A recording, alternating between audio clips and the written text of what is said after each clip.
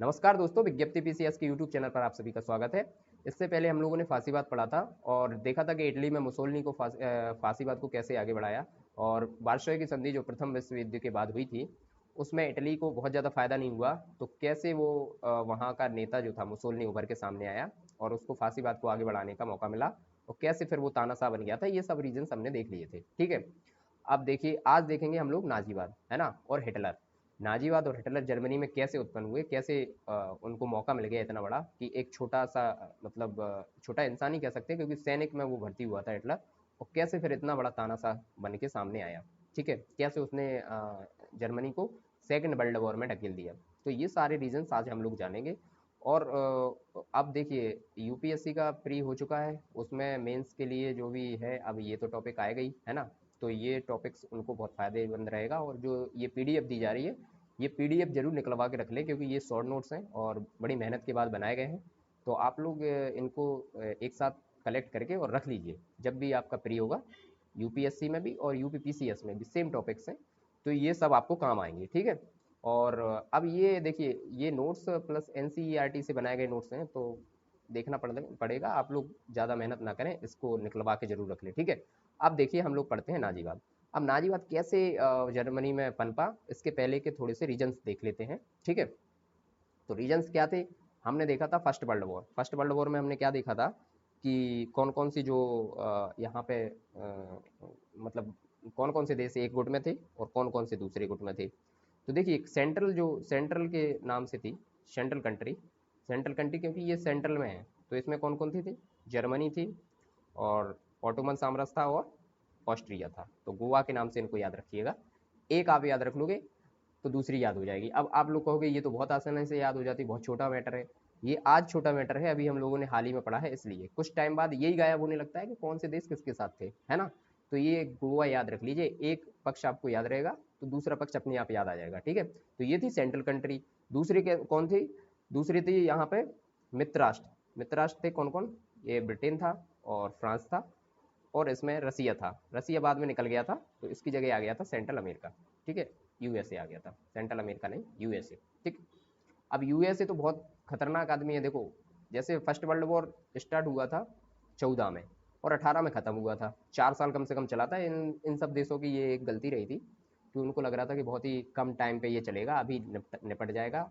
और इसमें बहुत ज़्यादा लंबा समय चलने से इनकी आर्थिक हानि भी बहुत ज़्यादा हुई और इनको आर्थिक मंदियाँ भी झेलनी पड़ी। देखिए अमेरिका यहाँ पर कितना चतुर है, पहले ये वाला जो है पक्ष भारी हो रहा था, जर्मनी ऑटोमन साम्राज्य और ऑस्ट्रिया वाला। लेकिन इसमें क्या हुआ, जब रसिया बाहर निकला और ये वाला पक्ष बहुत मतलब कह सकते हैं कि पीछे रह गया, तो इसमें फिर एंट्री होती है अमेरिका की। एंट्री अमेरिका की कब होती है, 1917 में। ठीक है, 1917 में हुई और 18 में युद्ध खत्म हो गया। ठीक है। तो इसमें देखिए इसकी तो कोई बहुत ज़्यादा हानि हुई नहीं, लेकिन जब ये संधि होगी तो ये बराबर का फायदेमंद बन के उभरेगा। तो ये अपनी आर्थिक स्थिति बहुत मजबूत कर लेगा, बाकी देशों को ये समझ में भी नहीं आएगा भाई अमेरिका ऐसी थोड़ी है, अमेरिका बहुत स्मार्ट देश है, इसीलिए ना आगे है वो। अब और भी देश उभर रहे हैं, अपने एशियाई देश भी आगे बढ़ रहे हैं धीरे धीरे। तो ये रीजन था। अब अच्छा, ये देश लड़े क्यों थे, तो ये वो जो बाल्कन वाला क्षेत्र था और उसमें सर्बिया एक देश था, तो सर्बिया में ऑस्ट्रिया ऑस्ट्रिया के जो राजकुमार थे उनकी हत्या कर दी गई थी। तो ऑस्ट्रिया जब इस युद्ध में उतरा और ऑस्ट्रिया सर्बिया पे भारी पड़ा, तो रसिया इसमें आ गया और रसिया के उतरते ही जर्मनी भी इसमें आ गया कि भाई ये हमारा दोस्त है ऑस्ट्रिया। तो रसिया बोल रहा है कि सर्बिया हमारा दोस्त है। तो इस मैटर को लेके जो तात्कालिक कारण था वो यही था, इस मैटर को लेके इनके बीच युद्ध हो गया था। और 4 साल चलने के बाद जो है सेंट्रल कंट्रीज जो है इसमें हार गई थी। फिर उसके बाद हुई थी वारसाई की संधि, और वारसाई की संधि में इनके साथ मतलब क्या ही कहा जाए, जो मतलब हर चीज़ हुई। क्या हुआ देखिए, मैप के माध्यम से थोड़ा सा समझते हैं। जर्मनी मान लीजिए ये है, ठीक है। अब जर्मनी को समझ सकते हो, अब मैप तो हमने कई बार देख ही लिया है। तो जर्मनी से लगा ही हुआ है ये फ्रांस वाला एरिया, है ना, ये फ्रांस है, यहाँ पे बेल्जियम है, ये पोलैंड है, ये ऑस्ट्रिया है। ऐसे ऐसे कंट्री लगी हुई है। तो क्या होता है, जर्मनी बहुत पावरफुल होता है, जर्मनी उस समय पावरफुल होता है वर्ल्ड वॉर फर्स्ट से पहले। तो वो जो है अपनी सेना को फ्रांस और बेल्जियम की ओर निकाल देता है। जैसे यहाँ सर्बिया और ऑस्ट्रिया की भिड़ंत होती है, तो वो यहाँ पे फ्रांस की एंट्री होने पे फ्रांस की ओर अपनी सेना निकाल देता है और इनको हरा देता है, और फ्रांस की सेना को ठीक ठाक जो है मान लो ये हरा देता है और अपन जो है पावरफुल अपना दिखाई देता है। ठीक है।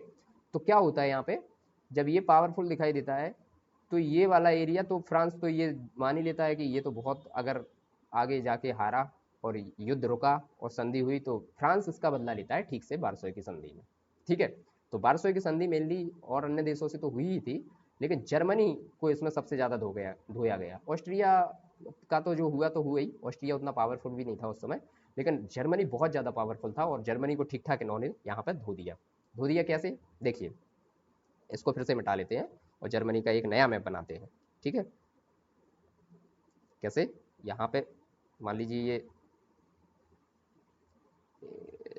ये मान लीजिए हटा दिया, ये जर्मनी है यहाँ पे। ठीक है,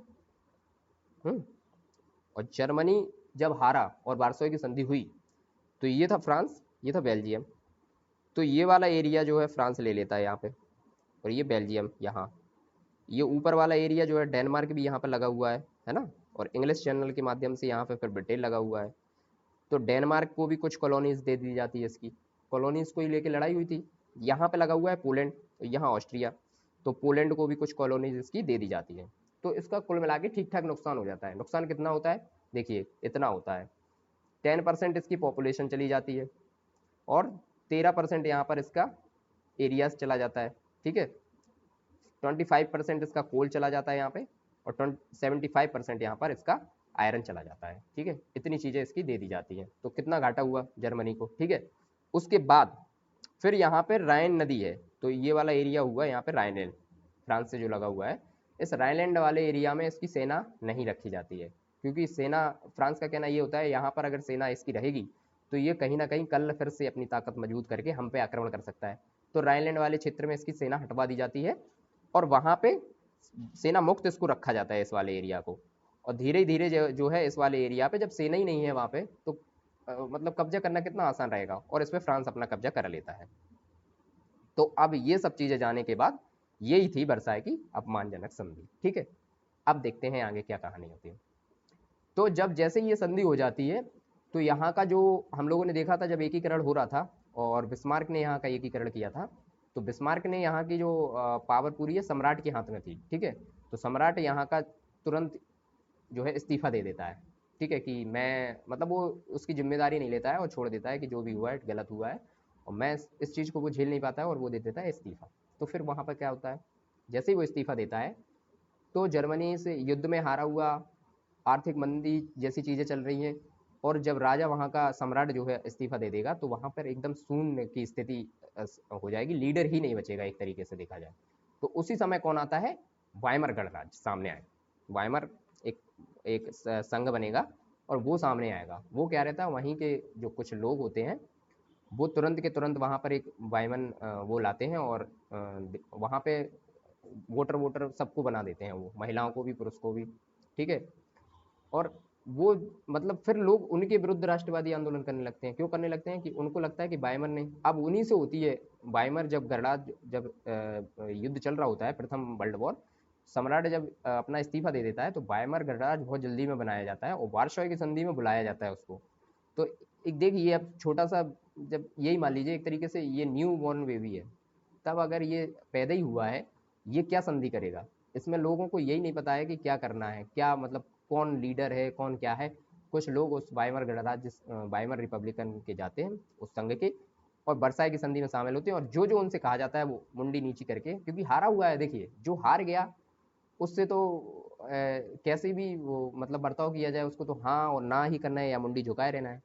तो यही हुआ वहाँ पे जब वर्साई की संधि हुई, तो ये गणराज्य एकदम संघ जो है बिल्कुल शांत से बैठा रहा, और वहाँ पे जो भी कहा गया उसको कि ये क्षेत्र उसको दिया जाता है, ये नॉर्थ का क्षेत्र जो है ये डेनमार्क को दिया जाता है, ये वाला एरिया जो है ये पोलैंड को दिया जाता है, ये राइनलैंड छोड़ा जाता है, यहाँ पे सेना नहीं रखी जाएगी, ये वाले इलाके जो हैं फ्रांस से लगे हुए हैं ये फ्रांस को दिए जाएंगे। इस तरीके से इससे 13% भूभाग इसका छीन लिया जाएगा, और ये सब पे हाँ हाँ हाँ हाँ करता चला जाएगा। तो जब ये वापस आते हैं तो फिर जनता इनका विरोध करती है बहुत ज़्यादा। ठीक है, तो इनको विरोध झेलना होता है भाई, और बार बार यहाँ पर आपातकाल जैसी स्थिति सामने आती है, तो आपातकाल होगा। अब इस चीज़ से क्या हुआ फिर, देखिए जब ये सब चीज़ें हुई तो लोगों की एक चीज़ समझ में आ गया कि अब यहाँ की सेना जो है ना, सेना को मजबूत करना होगा। तो जो न्यूज़ चैनल वगैरह वगैरह ये सब होते थे वो क्या करते थे यहाँ पे, कि वो जो है बार बार अपने पोस्टर और ये पेपर में और जो कुछ किताबें भी निकाली जाती हैं उनमें सिर्फ सोल्जर्स की कहानी लिखना स्टार्ट कर दिए और कहने लगे कि इस टाइप की होनी चाहिए, ये मतलब दिखावा, मतलब इस अलग टाइप की। आज के टाइम पे देखा जाए तो रील्स अगर मान लो बन रही हो किसी टॉपिक को लेके बहुत ज़्यादा, तो लोग बहुत ज़्यादा उसकी ओर बढ़ेंगे क्योंकि सब तो रील्स ही देख रहे हैं आज के टाइम पे। तो उसी टाइप से उस टाइम पे पेपर मैगजीन वगैरह में सब में सोल्जर्स की कहानी आने लगी, सोल्जर्स को बढ़ावा दिया जाने लगा कि ज़िंदगी ऐसी हो, इस टाइप की हो, ये सब चीज़ें यहाँ पे चल रही हैं। ठीक है, तो सोल्जर्स अब यहाँ के लोग जो है सोल्जर्स में दिलचस्पी लेने लगे। इससे पहले देखिए जब फर्स्ट वर्ल्ड वॉर हुआ उससे पहले सोल्जर्स पे बहुत ज़्यादा ध्यान नहीं दिया जाता था जर्मनी में, क्योंकि वो ठीक है अच्छा राज्य था, संपन्न राज्य था। तो अब यहाँ पे सोल्जर्स की बहुत ज़्यादा ज़रूरत पड़ रही है और उनको लग रहा है कि क्योंकि बदले की भावना से अब आगे, मतलब ये देख लीजिए एक तरीके से जब वो आएगा हिटलर, तब वो बदले की भावना से पूरा बदला लेगा।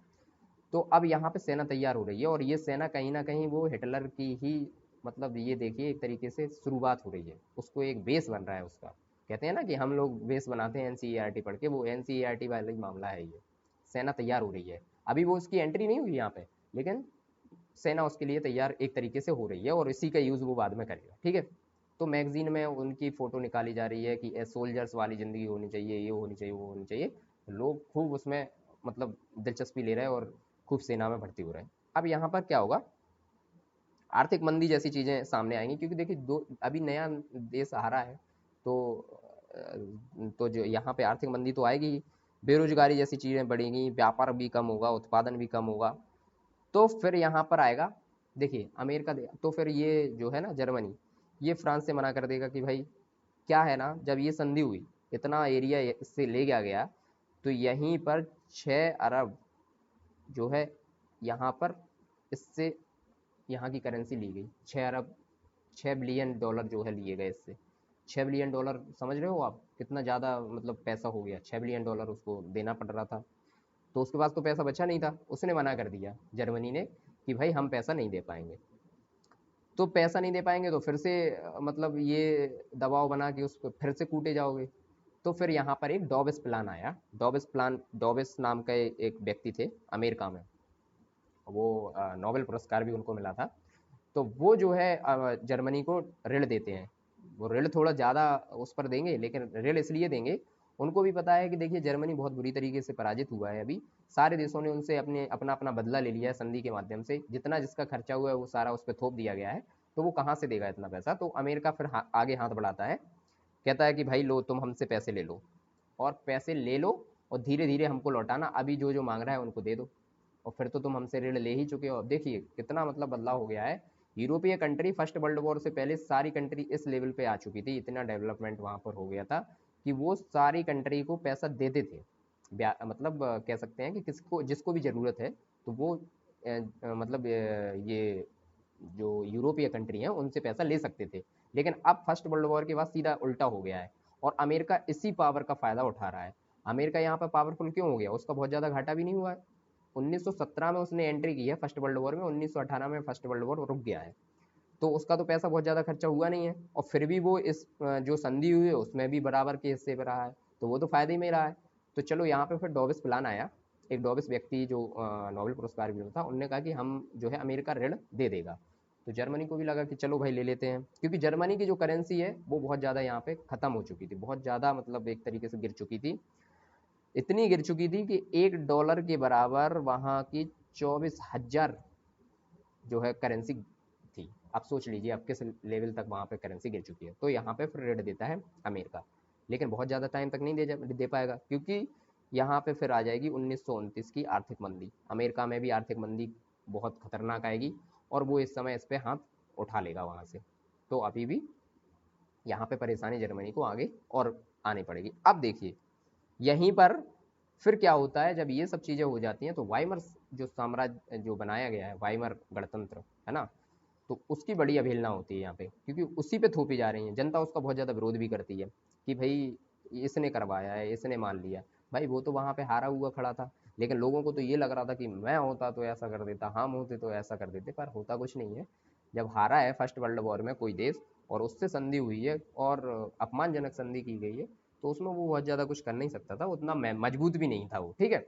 तो उसको वहाँ पे ठीक ठाक हरा दिया गया। अब यहाँ से फिर होगी हिटलर की एंट्री, और हिटलर की एंट्री ऐसी खतरनाक वाली होगी एकदम कि मतलब लगेगा कि हाँ देखिए, हिटलर क्या है, ऑस्ट्रिया में जन्मा हुआ था, लेकिन जब ये फर्स्ट वर्ल्ड वॉर के दौरान ही जब सेना भर्ती हो रही थी, तो वो जर्मन सेना में भर्ती हो जाता है।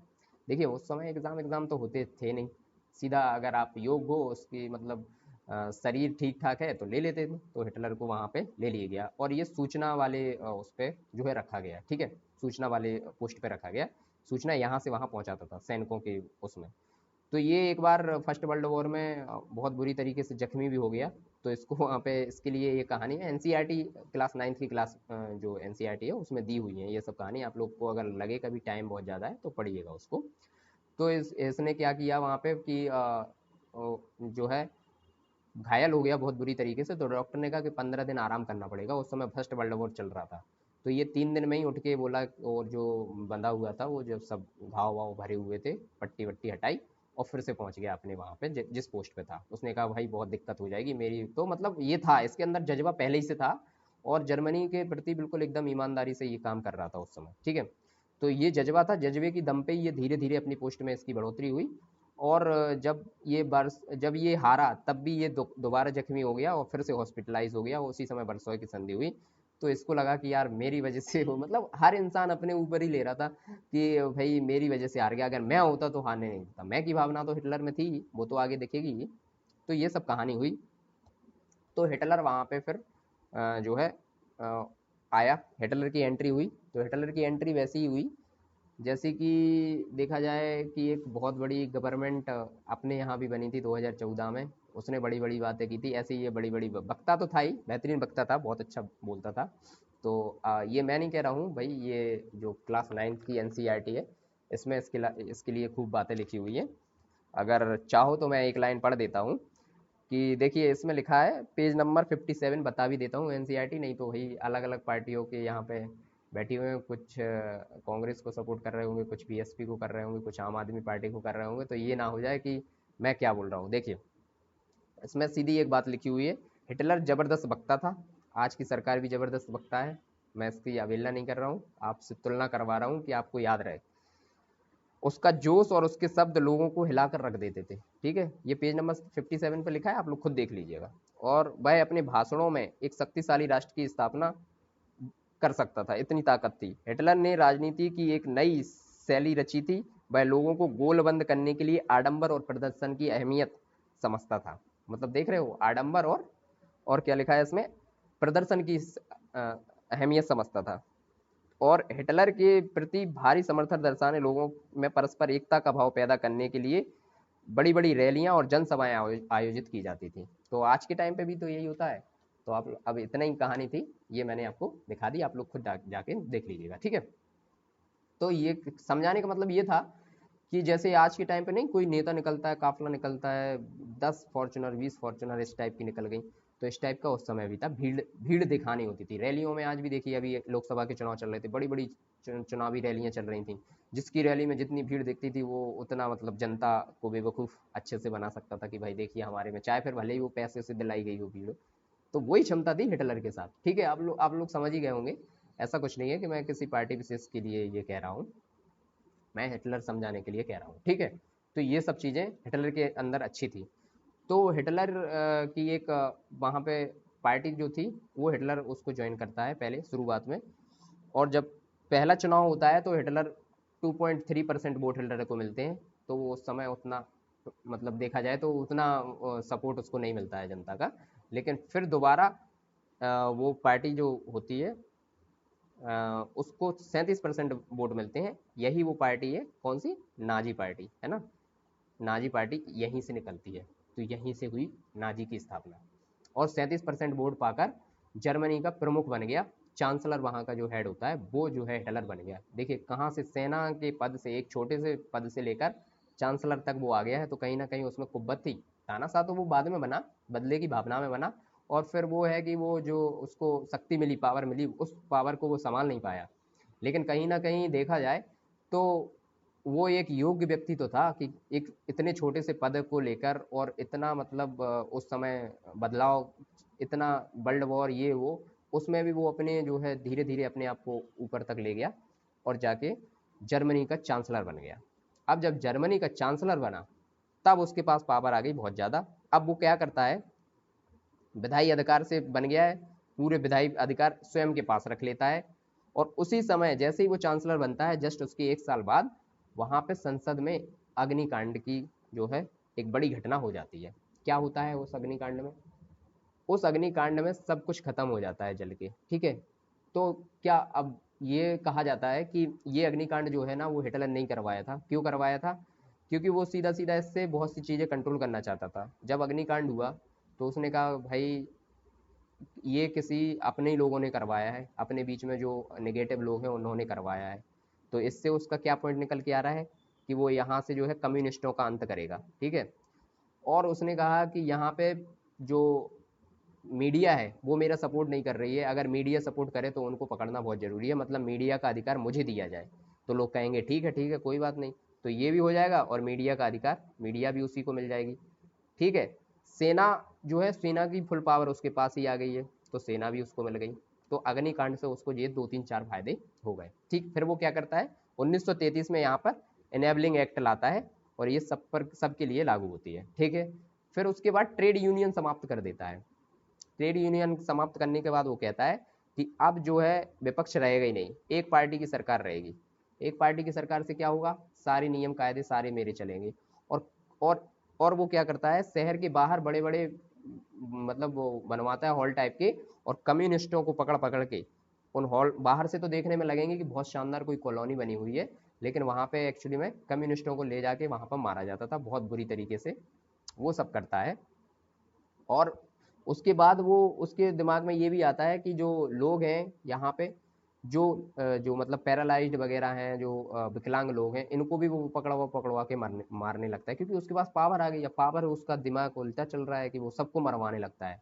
और विरोधियों का अंत करने के लिए वो जो उसके पास सेना है वो तो है ही, उसका यूज नहीं करता है। वो एक और अपनी जो है नाजी जो उसका गुट था, नाजी से वो एक और सेना को बनाता है, गुप्त राज्य पुलिस, उसको गैस तापो वहां पर कहते हैं। तो गैस तापो और बनाता है। इसके माध्यम से वो क्या करेगा, जितने भी उसके विरोधी हैं, अधिकतर के विरोधी उस समय उसके कम्युनिस्ट ही थे वो, और राज्य में भी जो जर्मनी में भी उसके जो विरोधी हैं उनको सबको वो खत्म करता जाएगा, ठीक है। जब इतनी पावर उसके हाथ में आ जाएगी तो फिर वो 1933 में कहेगा कि लीग ऑफ नेशंस कुछ नहीं है। लीग ऑफ नेशंस में, जिसमें इसने 37% वोट अभी पाए थे, वो कह देगा ये है ही नहीं, ठीक है, इसका अंत कर देगा।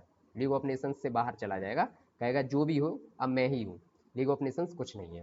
तो ये भी हो गया। फिर क्या करता है अब वो, अब जब इतनी सब पावर आ जाती है तो फिर वो सोचता है कि अब जो है मैं अपना जो जर्मनी का जो पावर आ गया है, इससे मैं अपने साम्राज्य को बढ़ाऊंगा फिर से, और फिर से जो है जर्मनी को उतना ही पावरफुल बना दूंगा जैसा कि प्रथम विश्व युद्ध से पहले बिस्मार्क के टाइम पे हो गया था, एक होकर, जब जर्मनी का एकीकरण हुआ था, ठीक है।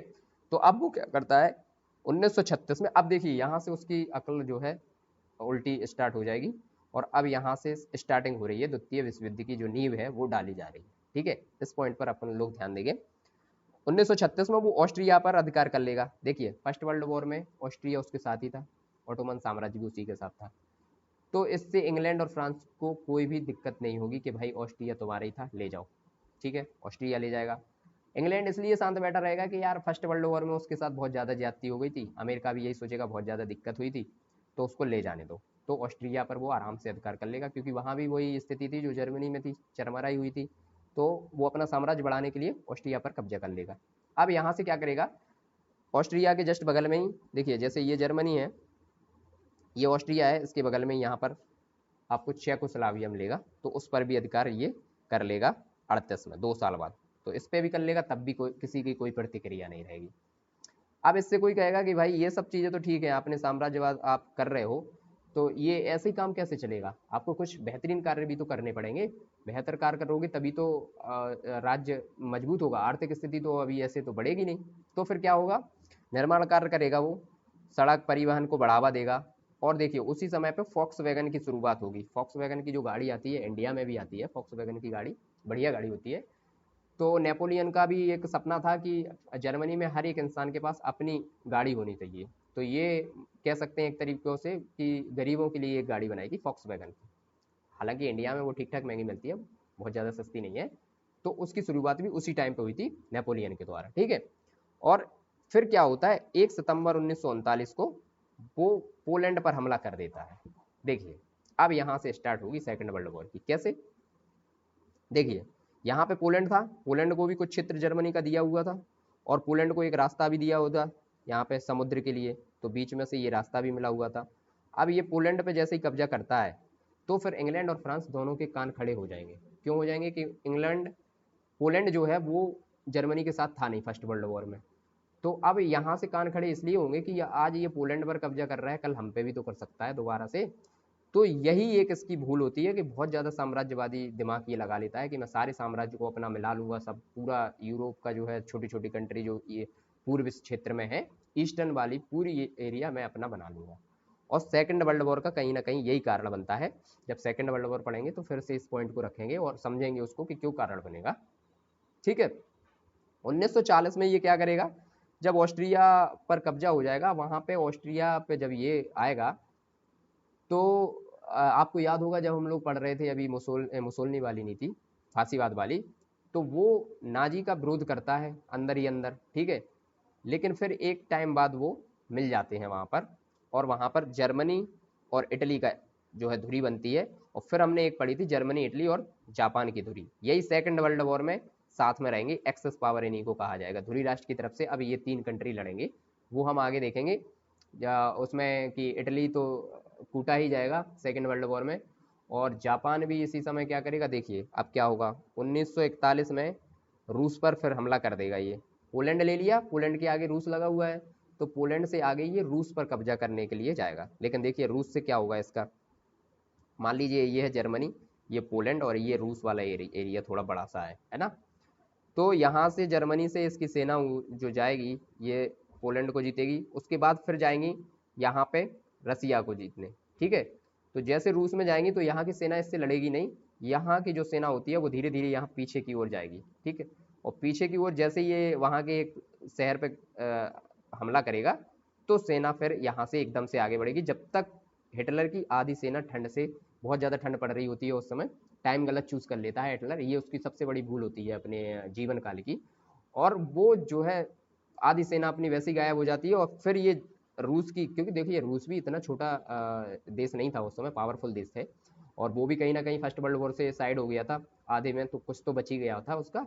तो अब वो सेना आगे बढ़ाती है और फिर हिटलर की सेना पीछे भागती है, और हिटलर की सेना को खदेड़ते हुए वो पोलैंड से और जर्मनी तक छोड़ जाते हैं। तो जो छोटे छोटे देश थे जो जो अब भौकाल से डर रहे थे जर्मनी में, हिटलर के भौकाल से, वो भौकाल उनका अरे कहेंगे कि अरे सब खत्म हो गया हिटलर का, बताइए रूस वाले यहाँ तक घर तक छोड़ के गए हैं, ठीक है।